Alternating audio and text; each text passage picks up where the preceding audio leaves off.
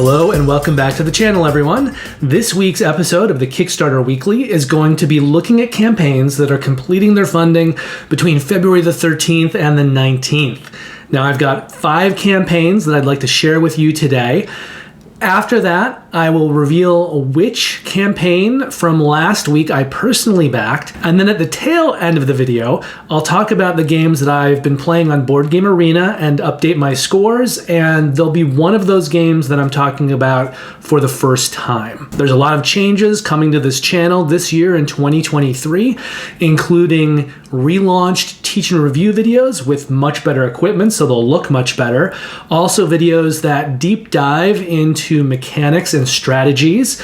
I'll also be live streaming games. I haven't quite decided where I'm going to be doing that, whether it's going to be on Twitch, Facebook Live, or YouTube Live, but when I decide that, you'll know, and that's coming, as well as a Patreon. In the meantime, though, the best way to support the channel is simply to like and subscribe. So thank you very much for watching, and let's get started with the first of these 5 currently running campaigns.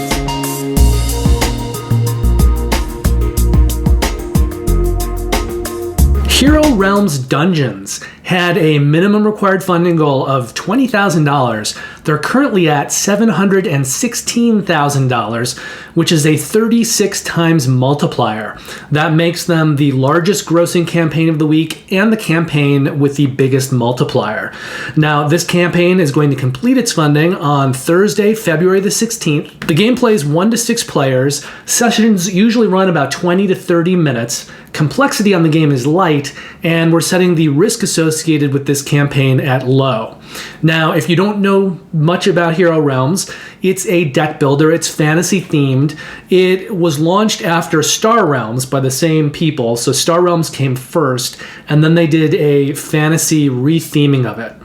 One of the really good things I think about Hero Realms is that if you like different kinds of gameplay, it facilitates that. So you can play this player versus player, fighting against each other, and there's also a campaign element if you want to play it cooperatively. Now, I own Hero Realms, some of it, and I think the thing that needs to be said is that this is an expensive campaign for what it is. You can spend a lot of money on Hero Realms.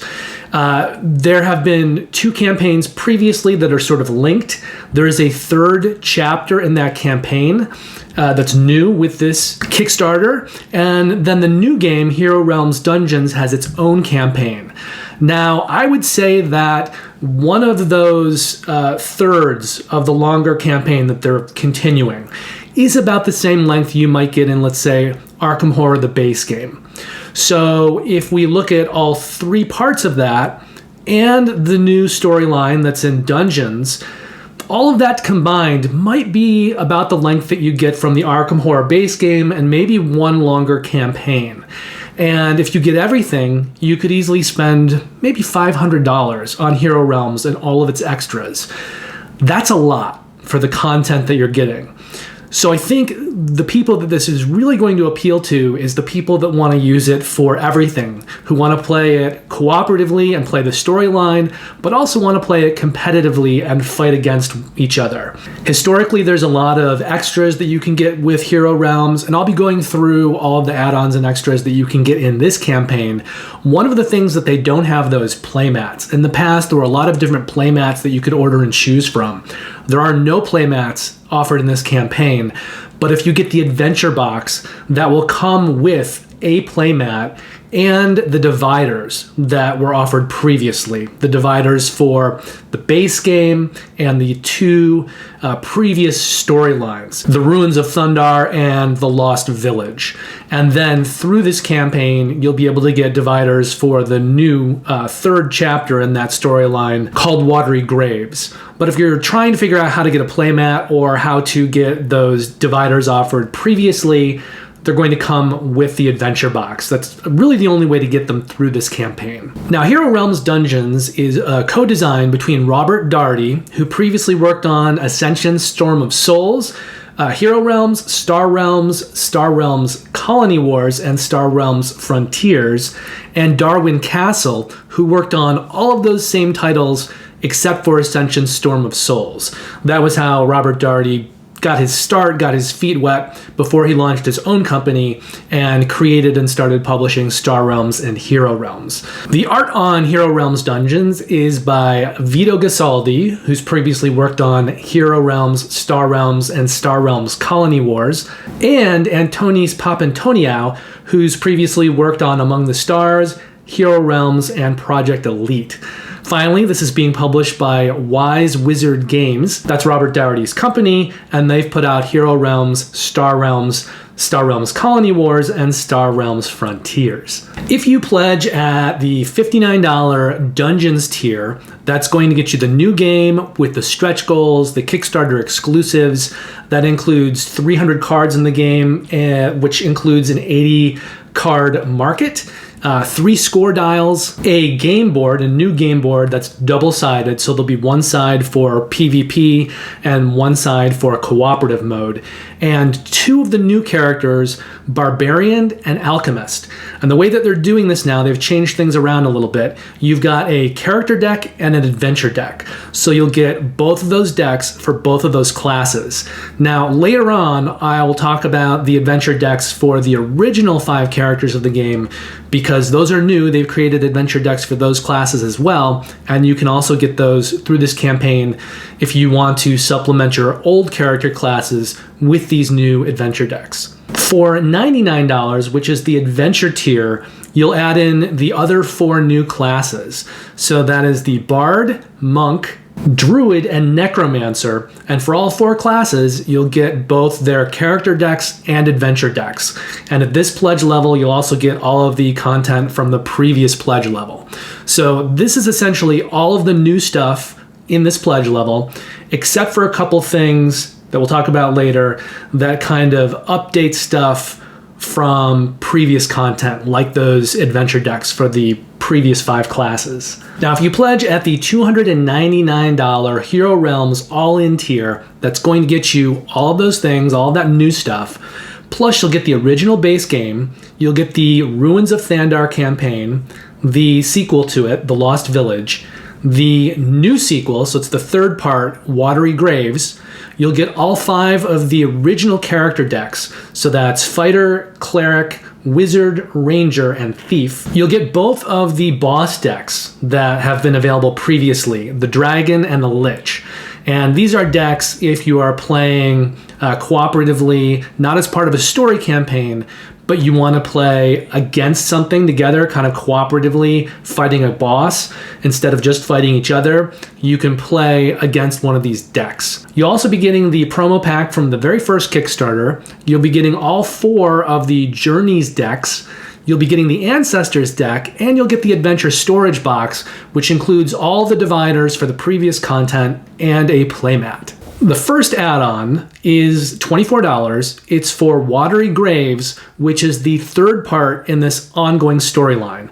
It's not included in either of the first 2 pledge levels, but it is new content. So if you're someone who's backed this before and you have the previous 2 storylines and you want this, you'll need to add this on to whatever else you're pledging for. If you're doing the all-in, this will come with that. They're also including some health dials for the first time. So whatever level that you back at, you'll be getting these health dials, but there's one for the game itself, and then there's one for the 2 new classes. But if you look at the other 4 new classes and the previous 5 classes, that's 9 additional classes that don't have health dials included at any pledge level. So if you want all of those health dials, then you can buy them $5 each if you want to piecemeal them, or you can get 9 of them together in a bundle, the remaining 9, for $35 for the health dial bundle. Now that's something that if you want it, you're going to have to add it on no matter what pledge level you are pledging at. It doesn't come in any of the pledge levels. So whether you're a new backer or an older backer, that's something that you'll need to add on either way if you want it. I also mentioned adventure decks for the first 5 classes that didn't have them previously, because with this campaign, adventure decks are a new thing. So you can add on those. They're $10 each if you want to get them separately, or if you want all 5 decks for all 5 of the original classes, You can also get that as an adventure deck bundle, and that is also $35. And that is something that older backers, if they want, will need to add on. But if you're new to this and you're getting the all-in, that will come as part of the all-in. Now, I mentioned dividers that existed previously, and older backers already have those. If you're a new backer, you'll get it with the adventure box, but there's some new dividers as well. So for $10, you can add on dividers for Watery Graves. That's the third part of the ongoing storyline. You can also, for $10, buy dividers for the new character classes. There's also dividers available for Hero Realms Dungeons for the new game, and those are also $10. So each of those add-ons, 10, 10, 10, would add up to $30, but if you get the dividers bundle, you'll be paying $20 for that. Now, the new dividers bundle is something that older backers may want to add on if they want it. That's the only way they'll be able to get it. But again, for newer backers, if you're doing the all-in, it will come as a part of that.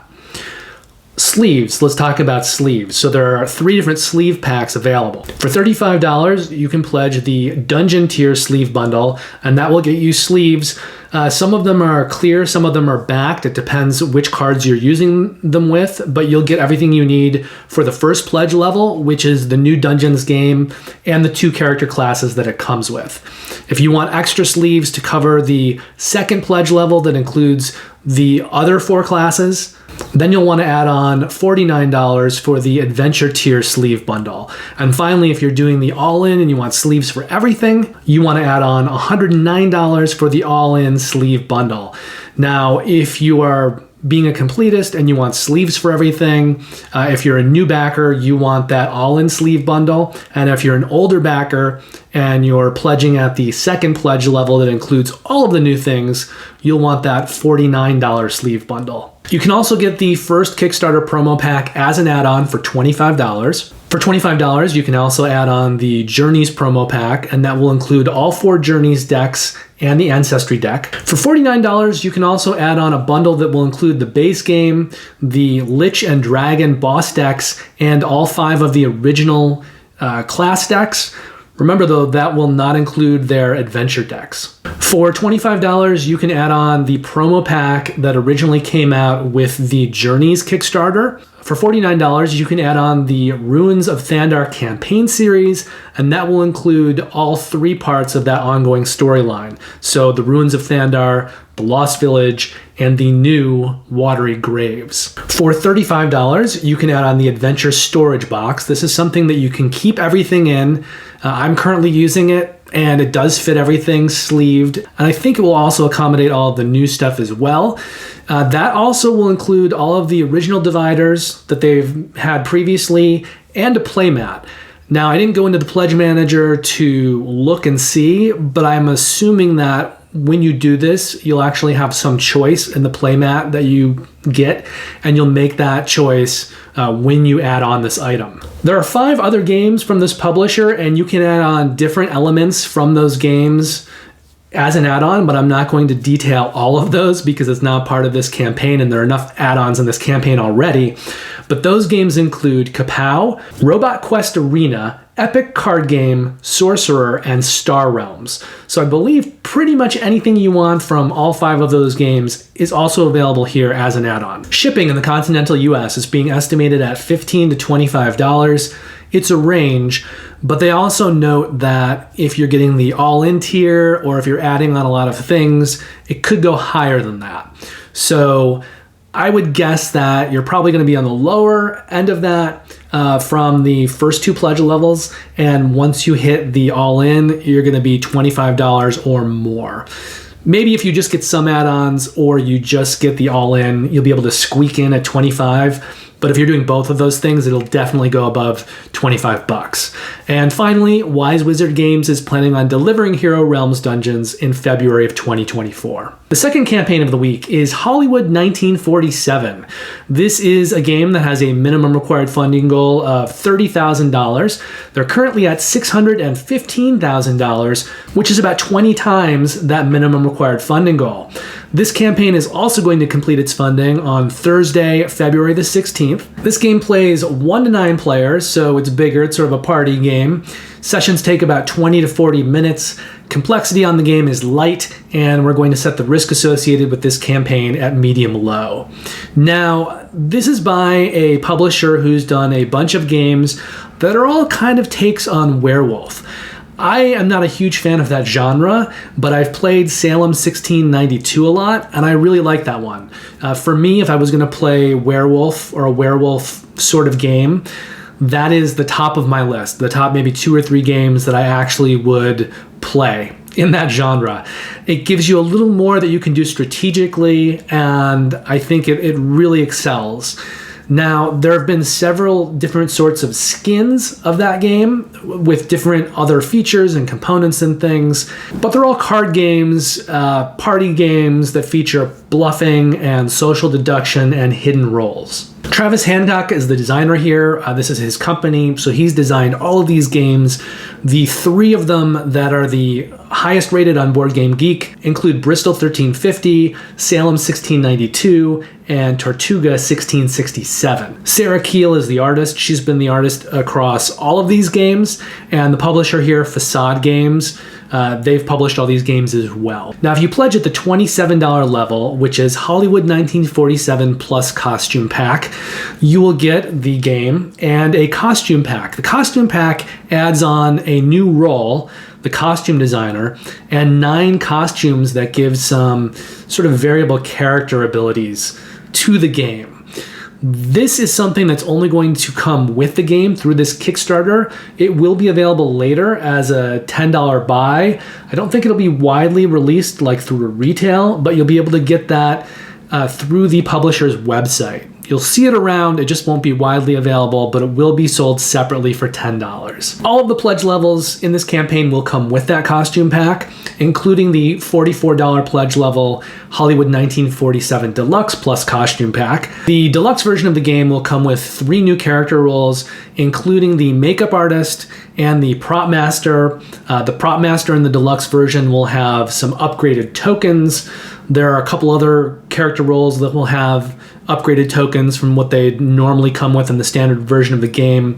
And there are also these posters that you'll be using within the game that give some variability to it. And in the deluxe version, you'll get 3 expansion posters. For $54, you can pledge the Hollywood 1947 Deluxe plus Index Book Box. All of the games are packaged in what looks like a book, like a volume of a book. So if you get this Index Book Box, it will just be an additional book that'll kind of fit in with the others, and you can store extra components in that book. For $74, you can pledge the Hollywood 1974 Deluxe plus 1 Dark Cities game. So that will allow you to get one of the other games in the series in addition to Hollywood 1947. For $129, or the Dark Cities bundle, you'll get Hollywood 1947 and all 4 games that they've put out previously. For $149, or the Dark Cities Bundle Deluxe, you'll be getting the other game that also has a deluxe version in its deluxe version, and that is Bristol 1350. Now, if you want to add on any of these games separately, they're all available for $20. So that includes Bristol 1350, Salem 1692, Tortuga 1667, this game, Hollywood 1947, and Deadwood 1876. And then also as an add-on for $40, you can add on either Hollywood 1947 Deluxe or Bristol 1350 Deluxe. If you want extra copies of that costume expansion, which does come with every pledge level, you can add them on at $5 each. You can also get the Index Book Box as an add-on for $15. Now, in the continental US, shipping for any pledge level is estimated at $5, and Facade Games is planning on delivering this campaign in December of 2023. From there, we go to Vadis and Gussy Gorillas. This project had a minimum required funding goal of $15,000. They're currently at $111,000, which gives them a 7.5 times multiplier, and this one will also complete its funding on Thursday, February the 16th. Vadis plays 3 to 7 players in about 20 to 40 minutes, and Gussy Gorillas plays 3 to 10 players in about 20 minutes. Complexity on both games is light, and we're setting the risk associated with this campaign at medium-high. And the reason for that is the publisher Bitewing Games is still fairly new. I really like them. I'm really impressed with everything they've done so far, but I'd like for them to deliver maybe 1 or 2 more campaigns before I promote them up to a medium-low risk. Now, there's 2 games in this campaign. The first is Vadis, which is a redesign of Reiner Knizia's Quo Vadis. And this is a game that has players doing point-to-point movement, trying to get in a final area, kind of moving along different tracks. There's variable player powers, so depending on which faction you're using, you'll have different powers and you can travel different ways. A lot of this, though, is about negotiation. So you're going to be negotiating with the other players to create circumstances where you can advance. Gussy Gorillas is more of a card game, has set collection, but it also features bluffing and negotiation. And it features a mechanic that I've seen before in games like Beyond Baker Street and Hanabi, where when you're holding your cards, they face outwards. So you don't actually get to see what cards you're holding, everyone else does. And the element of bluffing and negotiation comes into play as you're trying to get your opponents to play cards that are not advantageous for them to play, but is good for you, for them to be playing those cards. Vadis is designed by Reiner Knizia. His 5 highest rated games on Board Game Geek include Modern Art, My City, The Quest for El Dorado, Ra, and Tigris and Euphrates, with great art from Kwanchai Maria, who's probably best known for Cryptid, Dinosaur Island, In the Hall of the Mountain King, Sidereal Confluence, and Under Falling Skies. Gussy Gorillas is being designed by Nick Murray, who's one of the co-founders of Bitewing Games, but this is his first published design. And the art on Gussy Gorillas is being handled by Paul K. Halkion, who's worked on a lot of the other Bitewing Games games. So that includes Hot Lead, Puma Fiosi, and Soda Smugglers. And then as a publishing entity, Bitewing Games is probably best known for Hot Lead, Puma Fiosi, and Trailblazers, which is a game that was designed by Ryan Courtney, who did Curious Cargo and Pipeline. And that was a tile placement game with cards that's sort of designed to be able to be played outside. So it comes in like a clamshell case, and it has sort of thick cards that are impervious to weather and being outdoors. That game has yet to deliver. It's going to be delivering later this year. And I think once that game delivers, I'll probably be leveling up the publisher to the medium-low risk from medium-high. So for $19, you can pledge Gussy Gorillas, which is the smaller game of the two. It's more of a card game. For $45, you can pledge Vadis. That is the standard edition of the game. For $59, you can pledge a bundle that is Gussy Gorillas and Vadis Standard Edition. For $69, you can pledge the Vadis Deluxe Edition, which comes mainly with 3 upgrades. So there are player screens in Vadis. In the Standard Edition, they're going to be sort of cardstock, and there'll be a thicker cardstock or a cardboard in the Deluxe Edition. There are also money tokens that are cardboard in the Standard Edition. In the Deluxe Edition, they'll be upgraded to clay chips. There's also ability tokens, and in the Standard Edition, those are also cardboard tokens, but in the Deluxe Edition, they'll be upgraded to wood. For $83, you can pledge the bundle Gussy Gorillas and Vadis Deluxe Edition, and then there are a few add-ons. For $10, you can add on faction bags. These are for use in Vadis. So different factions will find a home in different bags. They're cloth bags. There are 10 of them. For $25, you can add on Bitewing's previous game Hot Lead. For $25, you can also add on Puma Fiosi. And for $25, you can add on Soda Smugglers. For $28 to $35, depending on the game, you can add on the deluxe version of those games. For $64, an add-on called the Standard Criminal Capers Bundle will give you all 3 of those games. And for $79, the add-on Deluxe Criminal Capers bundle will give you all 3 of those games in their deluxe versions. Now, depending on what pledge level that you're pledging at, your shipping in the continental US has been estimated at $9, $14, or $16.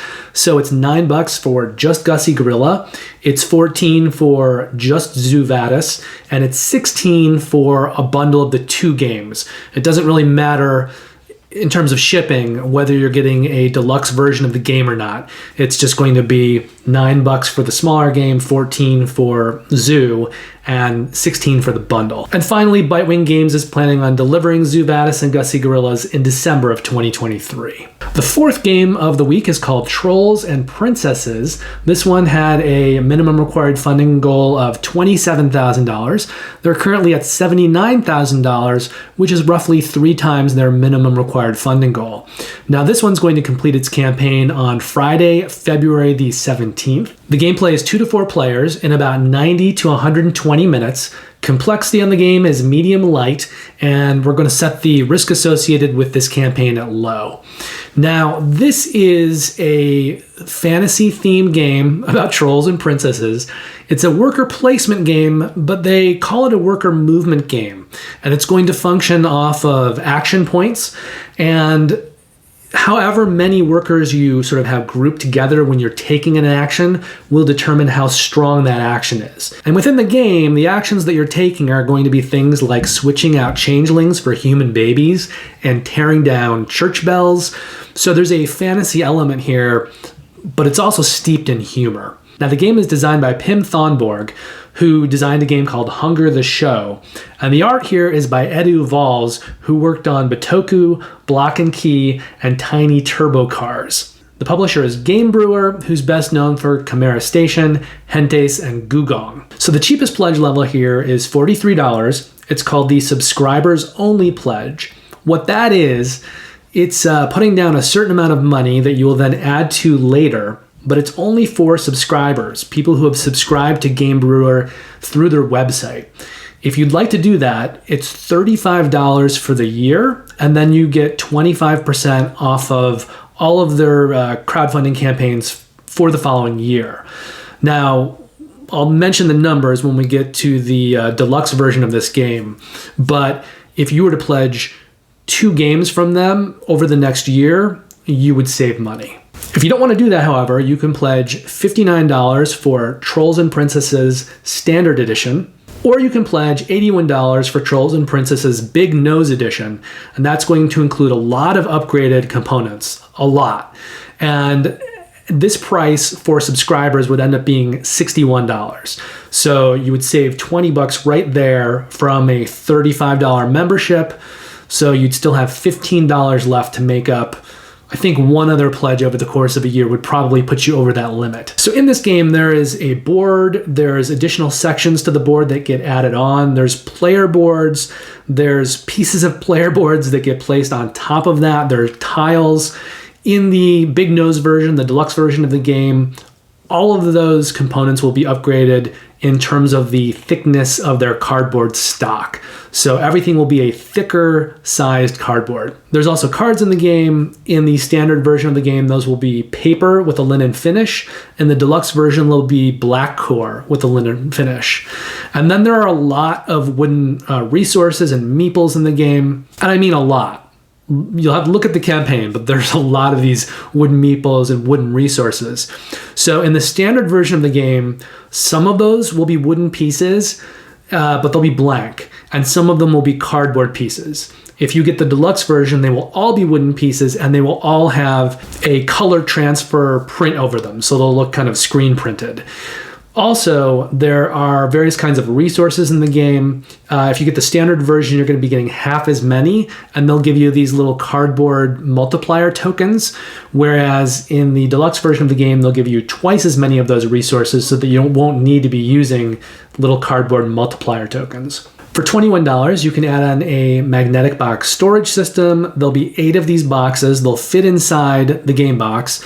Some of them will hold various faction components, and some of them will be used for other components in the game. For $5, you can add on sleeves, and for $1, you can add on a French version of the rulebook. Whichever version of the game you pledge, shipping in the continental US has been estimated at $20, and Game Brewer is planning on delivering Trolls and Princesses in October of 2023. The final campaign of the video is for a game called Deep Shelf, which had a minimum required funding goal of $40,000. They're currently at $96,000, which is about 2.5 times that minimum required funding goal. This one's going to fund a little bit later on Sunday, February the 19th. The gameplay is 1 to 4 players. It has a running time of 90 to 140 minutes. Complexity on the game is heavy, and we're going to set the risk associated with this campaign at medium-high. Now, this is a game of deep sea exploration, pick up and deliver, with variable player powers, and essentially players are playing corporations that are going to be strip mining in the ocean. So you can decide whether you want to do that as recklessly as possible, or if you want to employ more eco-friendly measures. The game's been designed by Richard Keene, who previously designed Dinogenics, with art by Anthony Cornoyer, who's worked on City of Gears, Crisis, and Fantasy Realms, along with Tanho Sim, who previously worked on Dinogenics, King Hill, and The Silver River, and it's being published by Ninth Haven Games, who previously put out Dinogenics. Now, if you don't know Dinogenics, it was a lot like Dinosaur Island. It was good in its own right, kind of a worker placement game around dinosaurs. For me, it felt a little bit flat because there was a lot that went into creating the fencing around the dinosaurs. So there was a lot of player energy, player turns, strategy, and resources that had to go into planning out the construction of the pens and the fences. And although I liked the game, I think that was the thing for me that tipped, the favor over very solidly to Dinosaur Island. But other than that, it's a fairly solid game in its own right. So for $78, you can pledge the Deep Core Pledge, or for $99, you can pledge the Deep Kelp Pledge. And the Deep Kelp Pledge will get you 2 additional items, a sleeve set, and kelp coins, metal coins for currency. If you only want one of those things, you can pick your thing and get it as an add-on. The kelp coins are available as an add-on for $22, and the premium sleeve set is available as an add-on for $4. For $6, you can get something called Dinogenics Crossover, which is a few components, cards and tokens and things, a couple of events that have the Dinogenics theme to them. So it'll be a little homage within the game to Dinogenics as you're playing it. In the continental US, shipping has been estimated at $19 or $21, depending on which version of the game you're pledging. And Ninth Haven Games is planning on delivering Deep Shelf in December of 2023. So that's a wrap on the 5 campaigns that I'm covering this week. And just a quick reminder that all of those campaigns are listed below in the description of the video with a link to that campaign. So if anything grabbed your interest and you want to go take a look at that campaign rather than going hunting for it, you can just go down into the description and click on the link.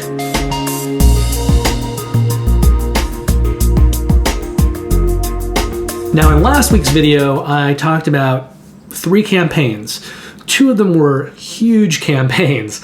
One of them was a new DC game called Escape from Arkham Asylum with lots of miniatures. Another one was the 3rd Kickstarter for Marvel United. This one was called Marvel United Multiverse. I did not back either of those. Those are kind of huge campaigns, which I'm trying to stay away from. I did, however, back Arborea, which is a new heavy Euro coming from Alley Cat Games, second in the line after Autobahn. And it's by a new designer, Danny Garcia. I believe this is his first published game. And it had art from Javi Gonzalez-Cava, who's worked on Caverna, Cooper Island, Sky Mines, and Tinner's Trail. And I really like his art. I really like what I saw of the game. So that was the one game that I personally backed from last week's video.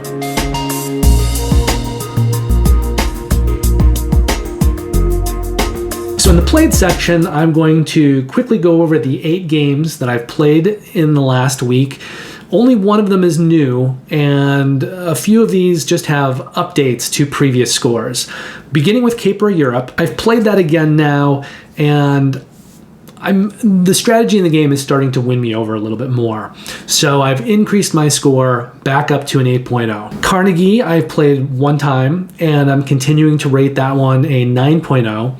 The Isle of Cats I've played once, and I'm continuing to rate that game at an 8.0. I believe this is the first time that I'm talking about a game called Parks, which I played twice. That game I'm rating at a 7.0. It is a very simple game where you're just kind of walking down a hiking trail and triggering various resources as you do. And then you're playing over 4 seasons. So at the end of every season, you get to the end, you can buy certain cards, visit certain parks, you'll pay certain tokens and try to match the tokens on the bottom. It reminds me a lot of Tokaido. Both very simple games, just kind of point-to-point movement where you're accumulating resources and then spending those resources on set collection. There's something about the art in this game in Parks, though, that really appeals to me. The art was done through the 59 Parks print series, and it's sort of a little representational. It reminds me a lot of a video game that came out a few years ago called Firewatch. And I just really like the art. It really pops. And it's not only on the cards, but it's kind of carried out, throughout the components in the game and the game board and things like that. So the game's relatively simple. There's not a lot of high strategy in it, although there definitely are strategic decisions that you'll be making, very, very simple ones. But I just like the overall experience of it, and I really like engaging with that art and the kind of world that it sets up for you. So in a way, this game is a guilty pleasure for me. I'll probably come back to it and play it from time to time, but there's not a lot of heavy thinking. It's not a deep game. It's just a game that's very pleasant and pleasing to play. So it gets a 7.0 for me. I'm continuing on in my quest to try to excel in the arena section with Patchwork, so I've played that 3 more times. It also helps that it's very short, very quick and easy game to play. But the more I'm playing it, the more I'm valuing the strategy in it, and so I'm going to increase my score for Patchwork back to an 8.0. I'm continuing to rate Seasons, which I've played once more, at a 9.0, and I've played Terra Mystica 1 more time, and I'm just going to go ahead and increase my score for that back up to 9.0. It's just a great Euro. There's a lot of variability in the game depending on what faction you're playing, and it's such a good game. I need to play it even more and get more experience with it, because it's the kind of game that the more you play it, the more it opens up, the more you become proficient in strategy. But it's such a good game, and I really don't think it deserves anything less than a 9.0. Wingspan I've played once more, and I've talked before about this, about how the cards and the randomization of the cards in the game being a little bit problematic, but I'm finding ways around that the more I play it, and I enjoy that game so much that I'm also raising my score for Wingspan back up to an 8.5. So that will be my final rating for Wingspan, I believe. So that is a wrap for the video this week. If you haven't done it yet, please consider liking and subscribing. It's the best way to support this channel at this point in time. Next week, I'll be looking at, I believe, 3 games. Andromeda's Edge, which is the new game from Luke Laurie, who did Dwellings at Eldervale, and it's being published by Cardboard Alchemy, who did Flamecraft, and it's being compared very favorably to Dwellings, sort of being referenced as Dwellings in space. But Cardboard Alchemy is, in my opinion, a much better publisher than Breaking Games. So I think the support for that game and components that are available and things like that in the future, there'll be much more responsiveness and a higher level of support over time. So if you don't have Dwellings of Eldervale, or if you've been curious about it, I'd really recommend just getting Andromeda's Edge and pledging for that. I'll also be taking a look at Witchbound, which is sort of a story narrative-based game, and the latest in the Set a Watch series called Forsaken Isles. That's from Rock Manor Games, and they're one of these smaller publishers who's put out several really good games, and they just haven't quite accelerated to a certain level of publisher that everyone has a lot of confidence in. But I think they're getting there, and I think very soon Rock Manor Games is going to ascend to kind of a new place in board gamers' minds. So they're just constantly doing good work and improving. And so that'll be the third campaign that I look at next week. I believe that'll be it for next week. So it'll be a shorter week, just those 3 games. In the meantime, have a great week, play lots of great games, and I'll see you very soon. Take care.